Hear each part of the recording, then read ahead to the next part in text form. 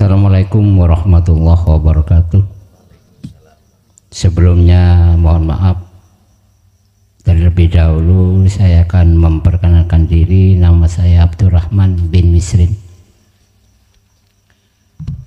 Ada yang saya tanyakan Gus tentang masalah ruh. Singkat saja pertanyaannya, apakah ruh itu Allah Gus? Mohon penjelasan. Lah iya, ini dipertegas berarti. Apakah ruh itu Allah? Saya jawabnya dua kacamata, Pak, biar nggak salah paham. Kacamata syariah, mohon maaf, mungkin disebut kacamata min kali, saya juga tidak tahu. Pokoknya kacamata sistem syariah. Rasulullah dawuh lewat dawuh Allah di dalam surah Ali Imran ayat 31. Kul, katakan Muhammad, in kuntum tuhibbunallaha fattabi'uni. Wahai umatku, apabila kau betul-betul cintamu diterima oleh Allah, apabila ruhaniyahmu betul-betul tidak dibutakan oleh Allah, apabila ruhaniyahmu tidak menjadi budaknya hawa nafsu, atau boleh saya katakan, apabila cintamu ingin diterima oleh Allah, maka ikuti aku. Ini Muhammad Rasulullah. Mengikuti jenengan yang bagaimana ya Rasul? Jangan kau hanya jasadmu aja yang berlaku hukum syariat dariku, tetapi ruhaniyahmu harus mengikuti petunjuk hakikat supaya bisa makrifat. Sebab ruhaniyah itu manakala tidak berakhlak ilahiyah, tidak akan bisa sampai makrifat Allah. Hadise, innama bu'ithu liutammimma makarimal akhlak. Sesungguhnya aku tidak akan pernah diutus Allah ke bumi ini kecuali untuk menyempurnakan akhlak manusia, jasmani dan rohani. Akhlak jasmani syariat, akhlak rohani hakikat. Itulah akhlak istimaiyah, hablum minan nas, akhlak ilahiyah, hablum minallah. Kalau kita bicara hablum minallah, berarti nggak ada manusia. Tali langsung ruh terhadap Allah, Pertanyaan, apakah ruh itu Allah? Kacamata syariah. Berhubung hablum minan nas, ya bukan. Sebab Allahu khalaqakum, termasuk jasmani diciptakan Allah, rohani yang menciptakan juga Allah. Lah disinilah Pak ada ayat yang diperdebatkan tentang wanafahtu, kutiupkan ruhku. Nah ini berarti Allah duweni roh. Tangan satu sisi loh ya, sebentar, satu sisi. Ini nafah itu ada yang mengartikan ay kholak, tuh kuciptakan. Nah, ngaten. Aku ciptakan. Berarti melihat kalau ruh itu dari sudut pandang diciptakan, berarti ruh itu makhluk. Contoh, saya dengan bang meja ini. Kalau kholaktu, ya nggak ada.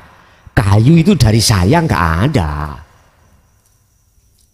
Apa yang berbentuk meja itu unsur-unsurnya seperti paku, seperti kayu, lem, terus pernis, apalagi pletur, nggak ada dalam diri saya, nggak ada. Berarti kholaktu. Tapi jangan salahkan yang memakai wanafahtu itu meniupkan.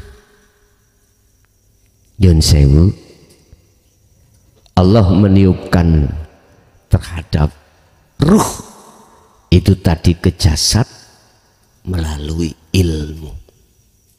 Coba, saya sebelum membuat meja, kalau tidak punya ilmu, nggak mungkin bisa berbentuk persegi panjang. Karena ilmu cipto-cipto di dalam diriku itulah angan-anganku. Oh, anu aja meja persegi panjang. Teorinya juga nggak sama dengan meja bundar, nggak sama. Dalam pengerjaannya pun juga nggak sama. Kalau persegi panjang, berarti cara ngukurnya saya bagaimana? Miturut ahli tukang itu yang paham. Terus siku-sikunya bagaimana? Olehnya menerapkan ahli tukang itu yang paham. Anggap saja saya ahli tukang gitu aja. Hasil apa sebagai cipta aku itu tidak akan pernah keluar dari ilmu. Sebab ilmu adalah sistem dalam diri saya yang sistem itu mengharapkan persegi panjang. Pak Graji persegi panjang, nggak mungkin Pak. Ilmu yang ada pada diri saya adalah memohon, mengharapkan irodah persegi panjang jadinya bundar, nggak mungkin. Jadi kedua-duanya pendapat itu menurut saya tak benarkan. Cuman kacamata yang tidak sama. Kacamata syariah tetap ruh itu adalah makhluk. Udah, tapi jangan berhenti. Kita teruskan ngajinya. Kita pingin keislaman kita sempurna, jangan berhenti di syariat. Mohon maaf, udhulu fisilmi kafah. Al-Baqarah 208. Allah memanggil siapa? Orang yang beriman. 208 Al-Baqarah. Ya ayyuhalladzina amanu, bukan ya ayyuhal muslimun, bukan ya ayyuhan nas, bukan. Tapi ya ayyuhalladzina amanu, padahal mohon maaf miturut tahapan-tahapan. Habis Islam, lalu iman, lalu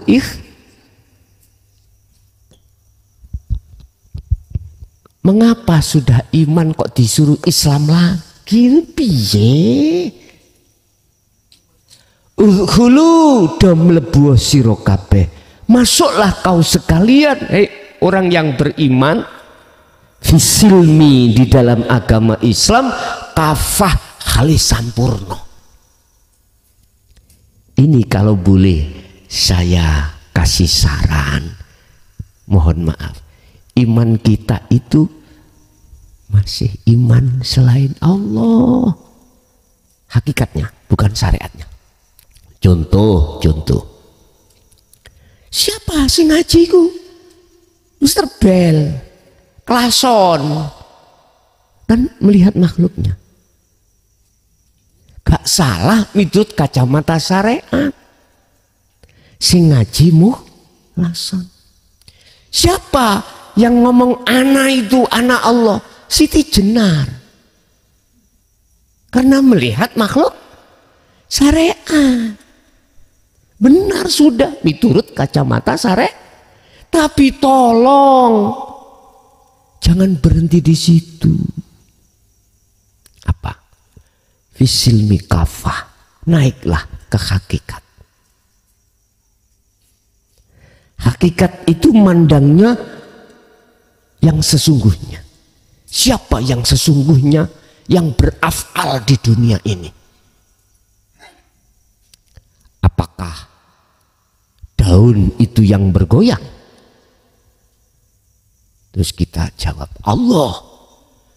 Berhubung kita melihat makhluknya, masa sih daun itu Allah? Bukan, syirik kau. Mohon maaf. Ayo kita naikkan sedikit pemahaman hati kita. Andai kata lewat ayat innahu bikulli syai'im muhit, sesungguhnya kembali kepada Allah, sesungguhnya Allah bikulli syai'in iku muhitun, melimputi. Jikalau tidak ada Allah di situ, bisa tak daun goyang sendiri? Jawabannya tidak. Dalilnya la haula wala quwata. Bisanya obat goyang karena illa bil. Sebetulnya ini luwes jauh welas untuk penyadaran. Tidak ada unsur benci, enggak. Ini kalau kita sadari. Oke. Mana letaknya kita harus untuk imannya itu biar tidak imannya kita itu kesulitan tercampur dengan iman selain Allah? Harus ke ihsan. Berarti ayatnya ketika panjenengan itu betul-betul menaikkan imanmu dengan bentuk Islammu itu sempurna, maka itulah yang dimaksud Rasulullah ihsan. Kalau sudah ihsan, ayatnya diteruskan di belakang. Ini kan ada kalimah di mana barangkali kita tidak mau menyempurnakan Islam kita. Kita diperingatkan. Wala tattabi'u khutuwatis syaitan. Janganlah kau mengikuti ajak-ajakannya setan. Jangan kau mengikuti bisikan hawa nafsu. Ini Bapak Ibu, tidak bisa kita keluar dari bisikan hawa nafsu manakala Islam kita belum sempurna. Belum sempurna. Sudah dijelaskan seperti ini. Sebab ditegaskan ayat yang terakhir atau kalimat yang terakhir, innahu lakum aduwwum mubin. Sesungguhnya setan itu musuhmu yang nyata. Sesungguhnya nafsu itu musuhmu yang nyata. Lah, kesimpulannya ayat ini, siapapun yang sudah sempurna Islamnya, berarti jenengan ini sudah mencapai makrifat Allah, maka bisa meninggalkan ajak-ajak bisikan setan. Dengan begitu jenengan akan tahu mana yang harus aku ikuti, mana yang harus aku tinggalkan. Di situ. Lah, kalau kita sudah sampai ke ihsan, Rasulullah dawuh, ketika kau beraktivitas apapun, bahasanya itu nyembah. Antakbudallaha, ketika Anda itu menyembah seakan-akan bisa melihat Allah. Ka'annaka tarohu, seakan-akan kau bisa melihat Allah. Bahasa seakan-akan kau bisa melihat Allah itu lewat mana? Pertama muraqabah, diteruskan musyahadah. Muraqabah berarti tandanya kalau Allah itu sudah dekat. La ilaha illa anta, tidak ada Tuhan yang kau sembah, tidak ada Tuhan yang ku sembah kecuali panjenengan. Berarti anta itu sudah dekat. Berarti kita merasa Allah itu dekat. Berarti ini duduknya di su'aul basirah, duduknya dirasa. Berarti di dzikir sirul asrar. Manakala ini diteruskan terus, diasah terus, maka masuklah ke ainul basirah, bahkan hakul basirah, musyahadah. Hilanglah ingsun anak kita. Hilanglah ingsun atau anak kita. Fanalah, leburlah nama ruh tadi. Nama lo ya, nama ruh itu lebur. La ibsorun wa mubsorun wa basorun. Nama yang melihat ruh itu sudah tiada. Nama mata untuk melihat ainul basirah juga hilang. Nama yang dilihat yaitu Allah sudah hilang. Nama apakah itu? Bahasa Quran menjawab laisa kamislihi, dijawab iya. Sebab logikanya wong-wong iki, apabila orang-orang termasuk kita nggak ada ruh, yo nggak bisa bicara, nggak bisa melihat, nggak bisa macam-macam. Cuman ada pembagian ruh. Roh manakah itu yang dimaksud Allah? Ada pembahasan ruh, ada roh jasmani dan lain sebagainya. Saya kesuwen gitu, tak lebur jadi siji, tak ahadkan jadi siji. Pokok ini jenenge roh apapun hilang. Ya wis diem aku. Ya diemnya itulah betul. Lah atas pertanyaan jenengan, ya karena keakuan roh sudah tiada, lenyap sudah. Mungkin disederhanakan biar jenengan iku paham, sejati-sejatine Allah itu di dalam Al-Quran disebut ana. Tidak ada Tuhan yang wajib jenengan kali kulo sembah kecuali ana. Tidak ada Tuhan yang wajib disembah illa ana, kecuali aku.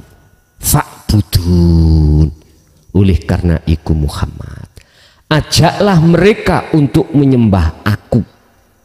Bahasanya ngono. Kalau sudah ke aku, berarti ikulah makrifat. Paham nggih? Untuk syarati ke makrifat ada dua. Untuk syarati ke makrifat ada dua. Hal itu tertuang banyak sekali, sering kusampaikan. Syaratnya untuk bisa bertemu Allah hanya ada dua. Gampang toh, mek loro gindil, hanya dua. Apa itu? Tolong nanti dibuka di dalam surat Al-Kahfi ayat 110 ya. Ayat yang terakhir itu. Di situ dikatakan wa man kana yarju liqa rabbih falyamal amalan shalih.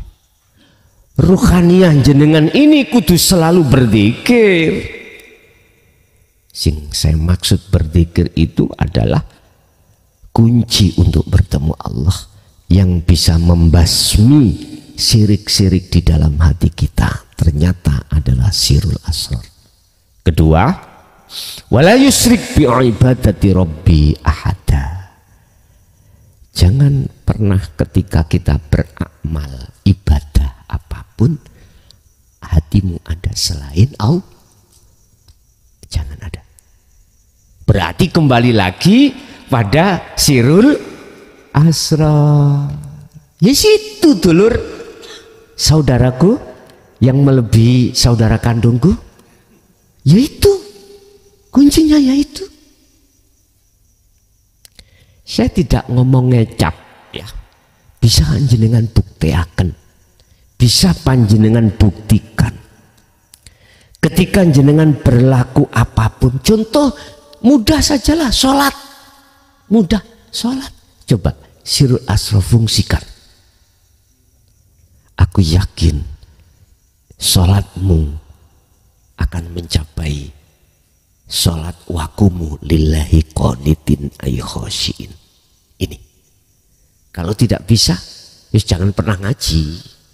Kalau nggak percaya terus terjadinya tidak seperti itu, ya udah jangan ngaji, gitu aja. Tapi saya kasih jaminan, kopi ini nanti tidak saya habiskan. Untuk saya sisakan, barangkali tidak sesuai dengan apa yang kukatakan, bawa ke Mojokerto, siram noraiku. Iya, kan sudah jelas.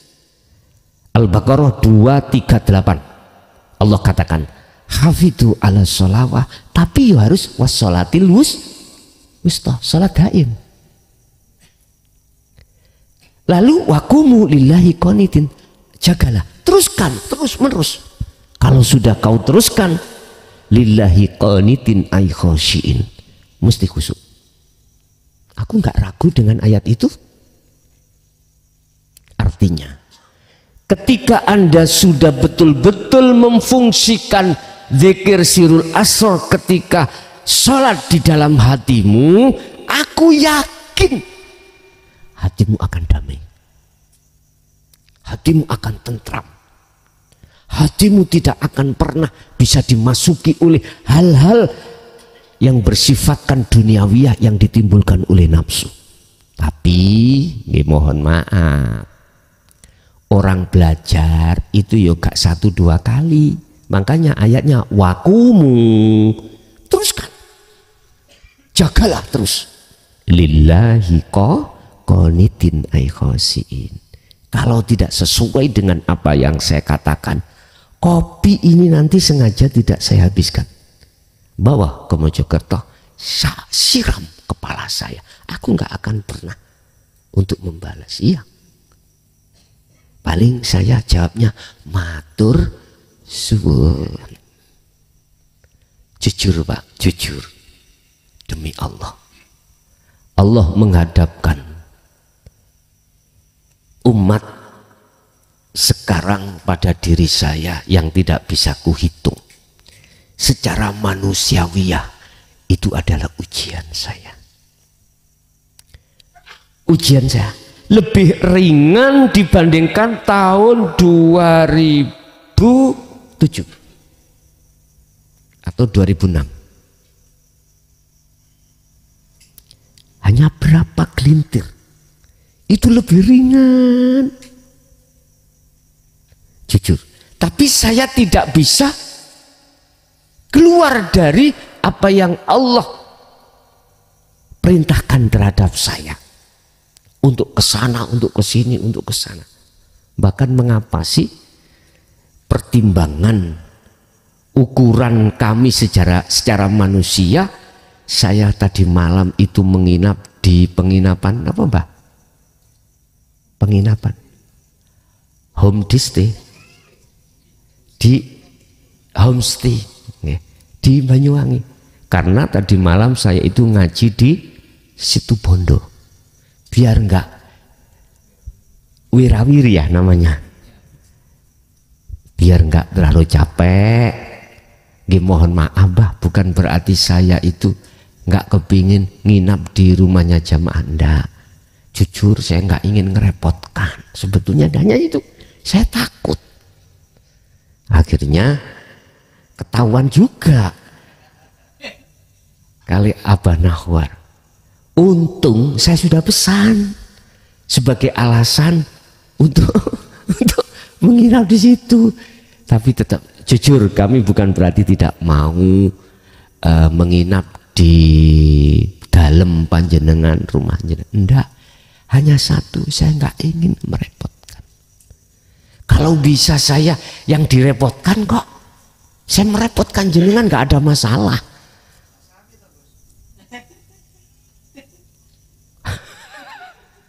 Jadi akhirnya lewat nyonya saya nggak bisa untuk cari-cari penginapan, nggak bisa lewat Google, nggak bisa, nyonya sing paham. Jadi beliaunya yang mencari-cari, diketik di Google, akhirnya muncul itu. Alhamdulillah. Lah kok pagi abah telepon saya, pagi atau sore itu telepon. Mohon maaf lah bah, sudah kadung inden. Nah, memang dibuat saya alasan supaya tidak dipaksa. Gitu. Matur suwun atas semuanya. Jadi boleh ruh itu jenengan mastani Allah manakala ruh itu sudah fana, dan itu nggak boleh diucapkan di tengah-tengah umum yang belum paham. Lho Gus, gak diucap nang umum lah, sama nang mesos gak tambah luwih umum mah. Gini, saya kan jawab atas pertanyaan, tapi jawaban saya dari sisi hakikat bukan syariat. Gitu loh maksud saya. Sisi hakikat itu tidak diucapkan, cukup di dalam hati kita masing. Lah itu loh maksud saya. Inji, ada lagi, monggo.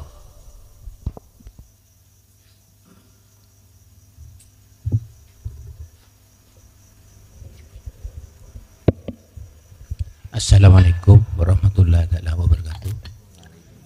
Saya ingin bertanya tentang syahadat.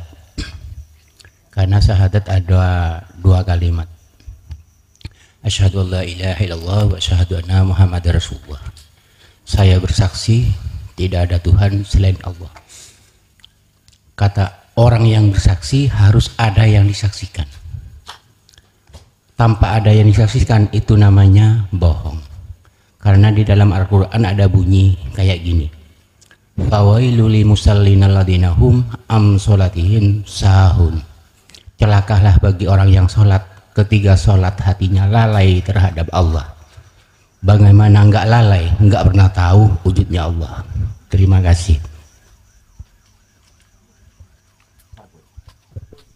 Sudah ya?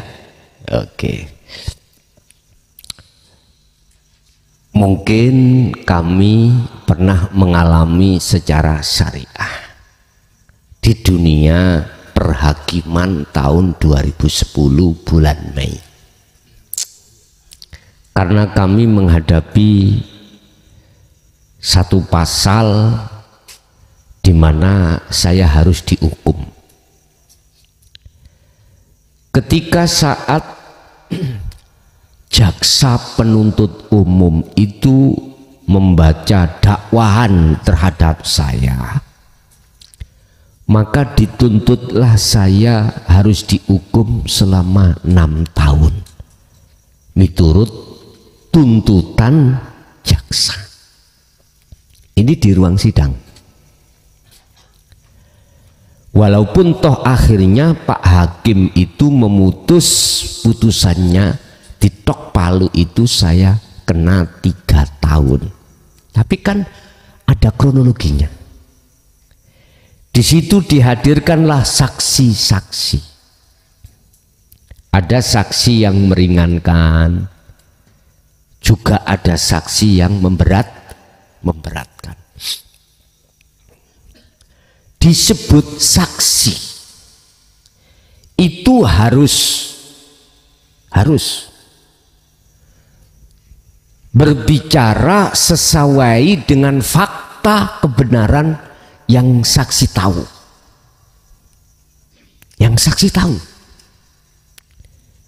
Sehingga untuk menolak persaksian si saksi biar tidak bohong, saya tahu sendiri ini, setiap saksi ikut disumpah sesuai dengan agamanya masing-masing. Iya Pak, sebelum saksi ditanya oleh hakim, itu saksi disumpah Pak.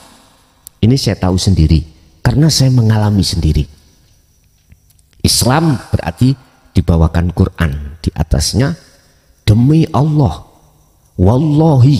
Nah, harus mengikuti petunjuk-petunjuk yang menyumpah itu tadi. Dalam hal persaksian, si saksi ini ada dua macam. Ada saksi alibi. Alibiku terkesan seakan-akan tahu, padahal aslinya tidak tahu. Namanya alibi. Saya bisanya seperti ini kan terjadi toh. Jadi saya katakan apa yang ada di dalam hati saya. Saya tidak akan mengatakan apa yang tidak ada di dalam hati saya. Lah, ada satu kejadian yang tidak saksi tahu, tapi dia mengatakan tahu. Dengan begitulah akhirnya memberatkan terhadap saya. Memberatkan. Ada saksi yang meringankan juga. Kita nggak bicara memberatkan atau meringankan. Kita bicara saksi. Kita adalah bersaksi. Berarti kita sebagai saksi. Menyaksikan siapa? Allah. Allah siapa? Ini harus diurai. Pokoknya Allah. Oke. Menurut proses kita di syariah, kita belum makrifat. Belum tahu siapa yang sesungguhnya kita saksikan, yaitu Allah. Bahasa lisan sudah benar. Asyhadu an la ilaha illallah. Sudah benar. Allah. Cuman kalau ditarik ke dalam lagi, Allah siapa? Kita nggak bisa jawab. Kita cuman bisa ya khalaqakum. Ya iku sing nyiptakno aku. Nah. Yes. Oke, yang menciptakan kita. Akhirnya kita punya dalil. Mana dalilnya? Kita ini. Dunia seisinya sebagai bukti ada yang menciptakan, yaitu Allah. Sekarang apa mungkin sesuatu yang tidak ada bisa kita jadikan dalil, bukti adanya yang ada? Ayo dingen-ngen. Saya tidak menyalahkan, tapi saya mencoba untuk menggugah kerohanian jenengan. Saya tidak menyalahkan sistem apa yang kita dulu itu disyariat. Enggak, saya belajar untuk menggugah kemurnian iman ketauhidan kita pada Allah. Gitu aja. Jikalau tidak diterima, ya mohon maaf. Sebab saya tidak akan pernah mau berbicara hanya di dalam hukum bawah luar, tapi hanya saya diperintahkan untuk mengatakan hukum dalam, hukum ruhaniyah. Semata-mata untuk menyadarkan ruhaniyah kita sebagai umat Islam, khususnya dan umumnya umat manusia. Kalau memang toh Allah iku khalaqakum, apa mungkin kita menjadikan bukti dalil adanya kita itu bukti adanya Allah? Mohon maaf, mungkin bisa dari satu sisi. Contoh, adanya meja itu sebagai bukti dalil adanya yang membuat meja. Tapi siapa itu yang bikin? Aku nggak tahu. Pokoknya pasti ada. Oke, sekarang kita masuk dalam wilayah apakah meja aslinya ada apa enggak? Tidak. Adanya sebab adakan oleh yang ada, yaitu si A tadi. Manakala si A tidak mengadakan meja, gak mungkin meja ada. Oke, berarti sifat aslinya meja kan tidak ada, ya dah? Kita kembali ke asal, ya dah? Apakah mungkin sesuatu yang tidak ada kita jadikan bukti adanya yang ada? Bingung, ojo bingung. Kita mengatakan, kita jadikan dalil dunia dan seisinya adanya Allah, kita menganggap dunia dan seisinya itu masih di wilayah ada. Itu loh bos. Padahal kalau kita tarik ke dalam lagi, di mata pandangan ahli syuhud, ahli makrifat, kebalik.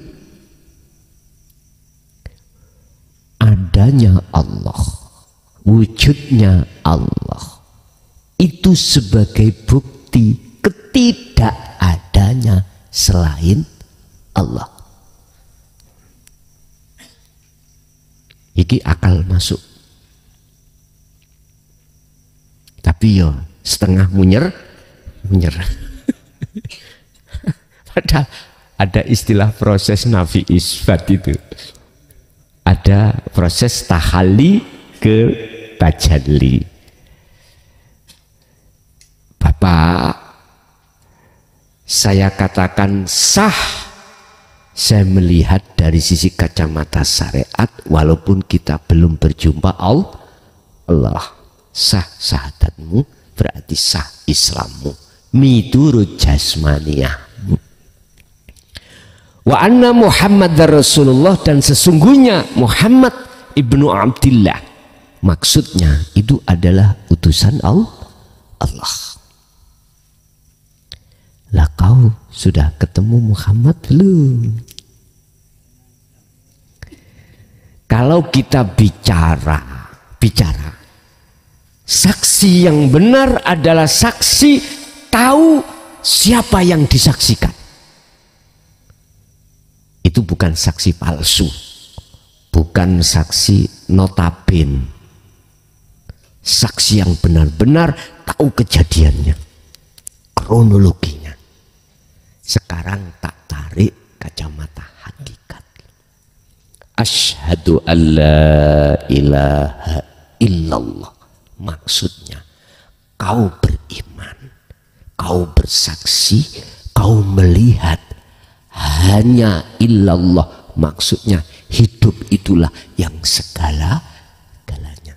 Berarti umpama dimasukkan forum sekarang, sampai harus beriman. Ini syahadat yang benar menurut kacamata hakikat, yang memberikan petunjuk, yang membimbing kita, yang mentausiahkan pada kita hanyalah Allah, bukan makhluk.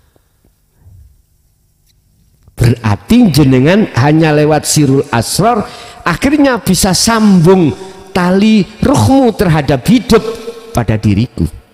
Innaka, sesungguhnya bukan kau Muhammad.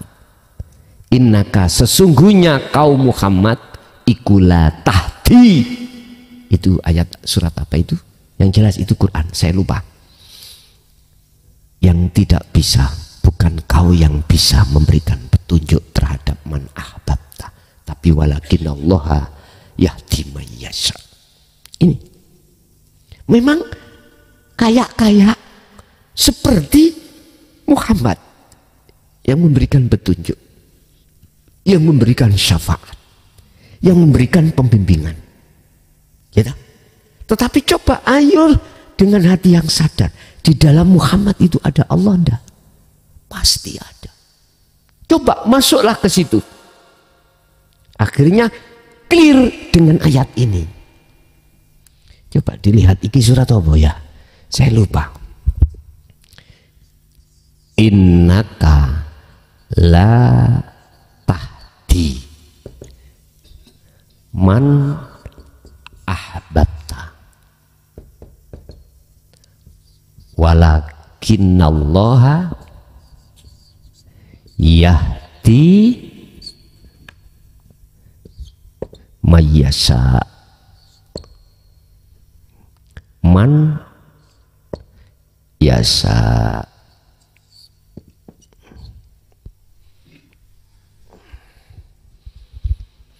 Saya lupa. Sesungguhnya ini gak main-main loh. Faedah taukid menguatkan. Sesungguhnya bukan kaum Muhammad yang memberikan petunjuk terhadap orang yang walaupun yang kau cintai, tetapi Allah yang memberikan petunjuk terhadap orang yang dikehendaki. Itu tidak menyentuh terhadap nasab loh Pak, tidak menyentuh dzurriyyah. Tergantung Allah, mayyasha, orang yang dikehendaki. Walaupun di situ ayat mengatakan ahbabta, orang yang dicintai Rasulullah, boleh jadi anak, ya, istri, sahabat pada saat itu. Tetapi kalau boleh saya katakan, orang yang dicintai itu siapa? Atiullaha wa atiur Rasul. Entah dari jurusan mana nasab kita, baik atau tidak menurut pandangan manusia, tidak jadi persoalan. Yang terpenting adalah siapa yang dikehendaki. Surat apa Pak? Al-Qasas 56.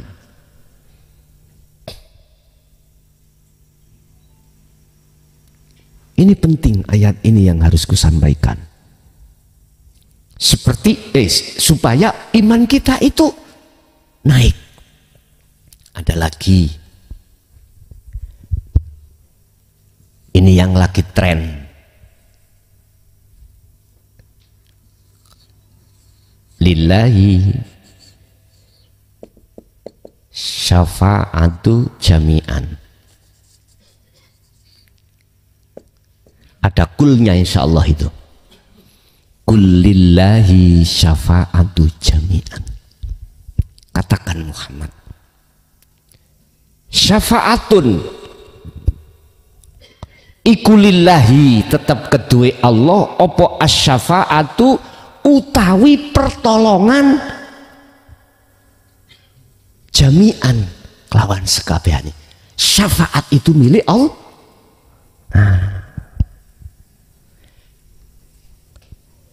Biar tidak ada pro dan kontras, Rasulullah Muhammad itu salah satu hamba yang diizini dan dijadikan Allah sebagai lintasan untuk membawa syafaat.